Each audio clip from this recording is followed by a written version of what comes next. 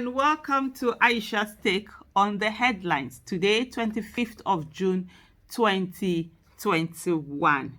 Well, I will start with the Senate President Ahmed Lawan, who said that Nigeria is poor and the only option is to borrow money. I would like to say to the Senate President that when you're poor, your first option is not to borrow money. Your first option actually is to cut down your expenses. And as the Senate President, I expect Ahmed Lawan to be talking about the fact that they are earning too much money and it needs to be reduced to reflect the reality of Nigeria being a poor country. And it's really absolutely selfish for Nigeria to keep borrowing money that is going to be paid by generations that are not yet born into Nigeria. Before they even come to Nigeria, they are already burdened. And I think the cutting down the cost of governance should be the priority for any government that is serious about tackling poverty in this country. And then also going on to enable the private sector to be able to grow and thrive.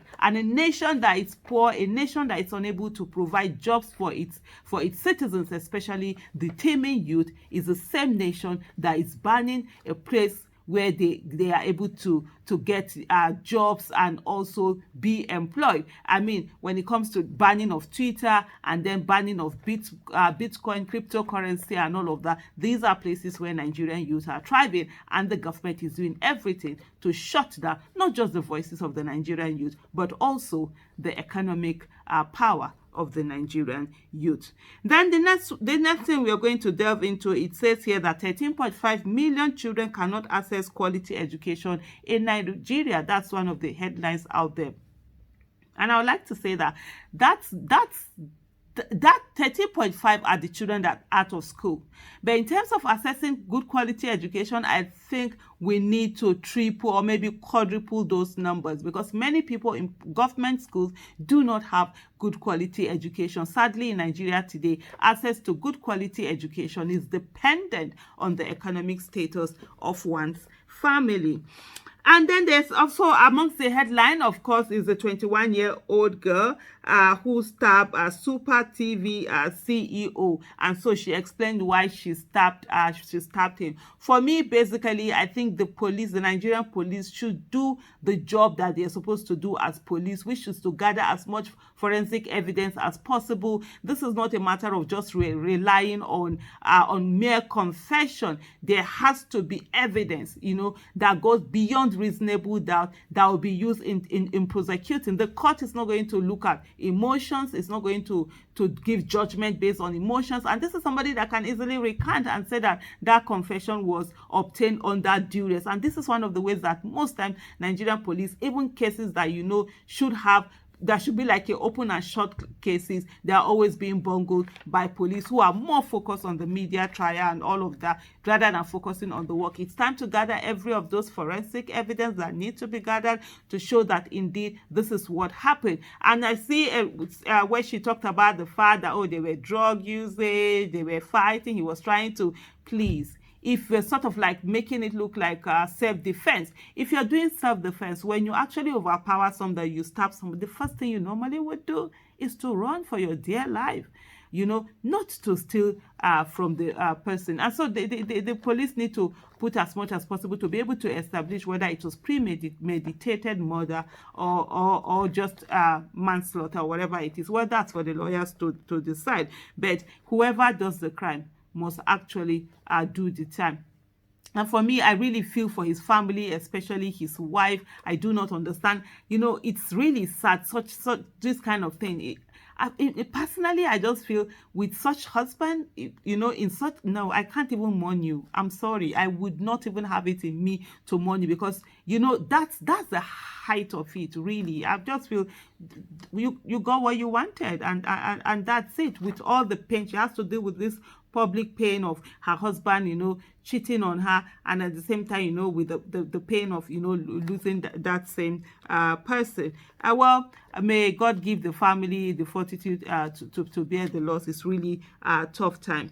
Then the next thing that we go into, so there are some stakeholders who have said to UK, US, and Canada that they should ban government officials who violate press freedom, electoral reform, and then, just violate human rights, that do human rights abuses. And I think because sometimes that's what our officials listen to. They know going abroad matters a lot to them, whether they need it for their holidays or they need it for their either not really their education, maybe their children's education, or they need it for their health care. And so those are some of the things that matter. And that's the reason why somebody like Buhari should actually have been stopped from going for the medical tourism that he is on now. So speaking about the medical tourism, I think let me just delve right in. It wasn't the next thing, but since I brought up Buhari on this, is to say Buhari is leaving for his 8th medical trip in 6 years.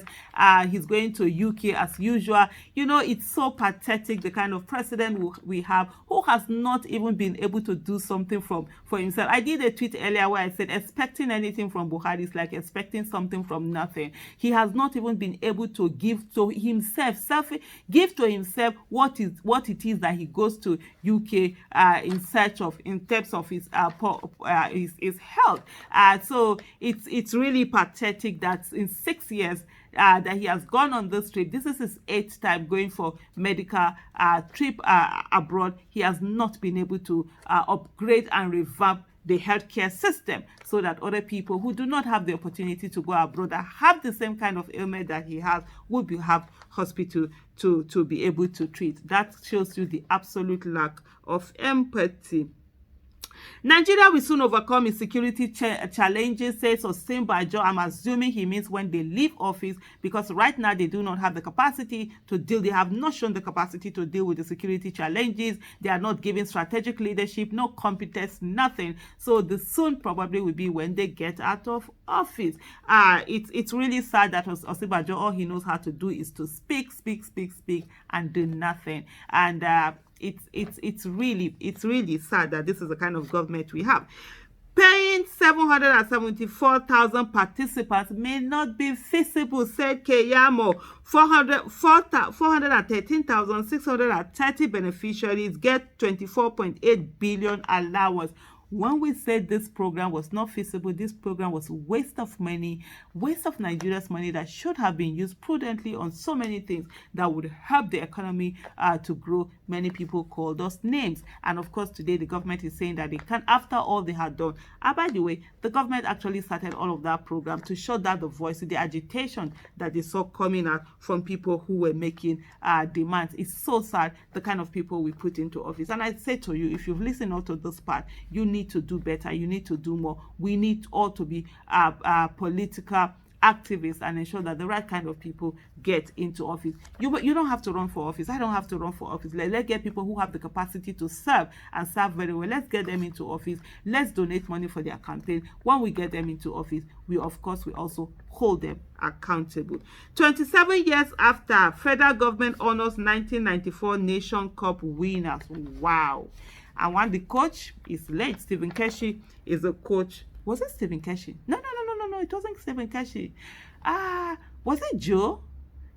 No, was it Westerhoff? Oh my goodness, now the years have gone by. No, Stephen Keshi wasn't the coach. Stephen Keshi, he won his own much later. Stephen Keshi was the captain at that moment. Stephen Keshi is late. Quite a number of them are late. Rashidi Ekini was also on that team, right? With them Samson Sia, George Finidi, and all of that, all those names, and I think it was Westerhoff, Bonfrey, Joe Bonfrey. Is it Joe Bonfrey? I can't remember the name now. I don't think he won the Nations Cup, and it's so sad. This is the time that they are now being federal government is now honoring them, and we saw also the case of Chioma Ajuna, the first Nigerian to get a gold medal in 1996. I still remember that moment. I was watching that moment when it happened, and the way Nigeria just went, even though we had 2 gold medals that year, the second coming from the football team. She was the first to get that gold medal for Nigeria. I remember the Kanu, Kanu team and everything, the match against Brazil, the match against, I think, was it Argentina we won? Yeah, Argentina, and all of that. It was, those matches were so amazing. I mean, that was a point in Nigeria where, oh my goodness, we didn't have all of this insecurity wahala. Nigeria was so beautiful then. Yeah, things weren't good in terms of we people didn't have much, but then we had peace. Now we don't even have much. We don't have that peace also. Chioma Ajuna, just recently we've gotten reports that the Lagos State government that had promised her a 3-bedroom flat since 1996 just fulfilled that pledge. And I want to say to the governor of Lagos State, thank you so much for indeed fulfilling the pledge that Lagos State had made to her. 88.7 million people need immediate help in the Northeast, says the United Nations, and I wonder where the Arewa Consultative Forum is. They are not talking about the people in the North that are going through, that are being killed in the North, that are being displaced, that are going through so much. They are always focusing on, like yesterday, part of the headline, they were talking about, do something about save the lives of Northerners in the South. As if, the Southerners that are being killed in the South are not human beings. Of course, I've spoken about the one of Buhari leaving for his 8th medical trip in 6 years. Then finally, citing national interest, Buhari shifts ground on restructuring. That's what they do all the time. They tell you they're going to do it. They get into office. They do not do it. When PDP was in power during Jonathan, APC were shouting restructuring, restructuring, restructuring. PDP didn't do anything. Now APC is in power during Buhari. PDP are now shouting restructuring, restructuring, restructuring. I tell you, by the time they get there, they are not going to do anything. It behoves on us, with the citizens, to ensure we put people into, especially the legislative arm of government, people that have competence, character, capacity, courage, and empathy, and ensure that when they get there, we hold them accountable. Thank you so much for listening to me, and hopefully the next Aisha's Take on the Headline will be on Monday, God willing. See you then. Bye.